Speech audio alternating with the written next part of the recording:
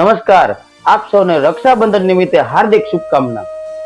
મિત્રો, આજે એક જૂના કબાટમાં એક જૂની ટપાલ મળી. એ ટપાલ ખાલી કાગળ ન હતો, એક ભાઈ અને બહેનના પવિત્ર સંબંધનો શબ્દ હતા.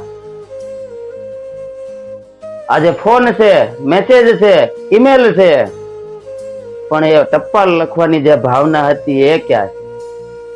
એ ટપાલમાં લખ્યું હતું કે ભાઈ, આજે હું તને રક્ષાબંધન નિમિત્તે હું તને રાખડી નથી બાંધી શકતી, પણ મને યાદ તું બહુ આવે છે. આ રાખડી સાથે તને મારું બાળપણ મોકલું છું ભાઈ. મિત્રો, આપણે જ્યારે ટપાલ લખતા હોય ને ત્યારે ખૂબ ધ્યાન રાખતા હોય કે કોઈ શબ્દ ભૂલાઈ ન જાય, પણ મોબાઈલ ફોન આવતા એ ટપાલ જ ભૂલાઈ ગઈ. મિત્રો, આ વિડીયો વિશે તમારું શું કહેવું છે?